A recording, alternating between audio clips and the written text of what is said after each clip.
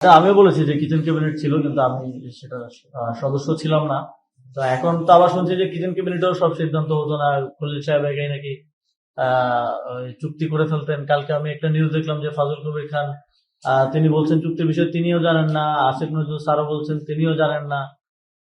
শুধু বাণিজ্য মন্ত্রী আর বর্তমান বিএনপির পররাষ্ট্রমন্ত্রী তারা জানতেন, তারা করেছেন। তো আসলে স্পষ্টতা নাই আর কি, কোথায় কোন সিদ্ধান্ত কিভাবে।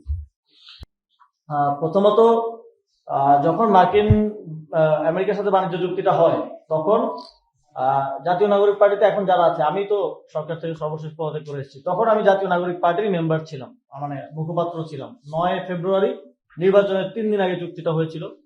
ফলে এই চুক্তি সম্পর্কে আমার কোনো কিছু অফিসিয়ালি জানা পসিবল না।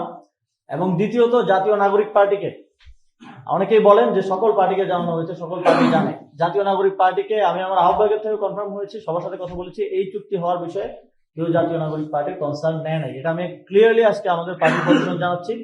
এবং আমরা অনেক সময় অনেক কিছু শুনি যে এই চুক্তি হওয়ার ক্ষেত্রে তো 90 দিন সময় ছিল, আপনারা সবাই জানেন যে 90 দিন সময় দেওয়া হয়েছিল যে এই সময়ের মধ্যে চুক্তিটা করতে হবে। তো চুক্তিটা আমরা দেখলাম যে সরকার 1 মাসের মধ্যেই করলো, 30 দিনের মধ্যে করলো, আরো কিন্তু 2 মাস সময় ছিল। তো অনেক সময় আমরা শুনি যে এখন যিনি পররাষ্ট্রমন্ত্রী হলেন তিনি তো বিএনপির সাথে সমঝোতায় থেকেই অন্তর্বর্তী সরকারে আসলে সার্ভ করেছেন।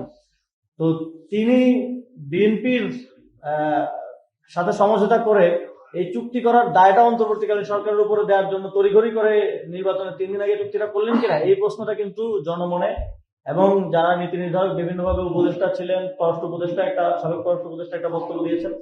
আমরা মনে করি এই চুক্তিটা বিএনপি করেছে, কিন্তু সে জাস্ট নির্বাচনের 3 দিন আগে তাদেরই বর্তমান পররাষ্ট্রমন্ত্রীকে দিয়ে এটা অন্তর্বর্তী সরকারের ঘাড়ে চাপিয়ে দিয়েছে।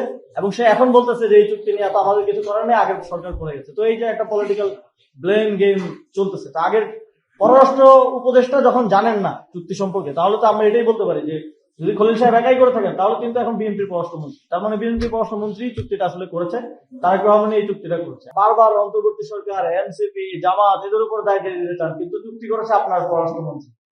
তো এই এই যে একটা ব্লেম গেমের পলিটিক্স এবং একটা মানুষকে ভুলের মধ্যে রাখার চেষ্টা করা, এটা থেকে বের হয়ে আসতে হবে। আপনারা সরকার, আপনারা শাসনের দায়িত্বে আছেন, আপনাদেরকে এটা যথাযথভাবে করতে হবে। এটা হচ্ছে এই বিএনপির ক্রিকেট বোর্ড। এবং আমরা এর আগে সালাউদ্দিন আহমেদ, তারপর মির্জা ফখরুল ইসলাম আলমগীর, এখন যিনি ক্রীড়া প্রতিমন্ত্রী আছেন, তারপরে আমাদের বর্তমান স্পিকার মেজর হাফিজ সাহেব, সবার মুখে শুনেছি যে তারা স্পোর্টসকে দলীয়করণ করবে না।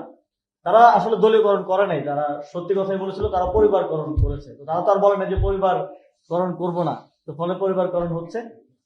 কিন্তু আমাদের সময় আমরা যখন দায়িত্ব ছিলাম, যথাযথভাবে নির্বাচন করেছি, যথাযথভাবে ক্রীড়া সংগঠকদের দায়িত্ব দিয়েছে, তখন অনেক কথা হয়েছে, কিন্তু এখন কোনো কথা হবে না, কারণ সবাই ভয়ে চুপ করে থাকাটাকে বেছে নিচ্ছে। কিন্তু আমরা তো চুপ থাকতে পারি না, আমাদেরকে কথা বলতে হয়।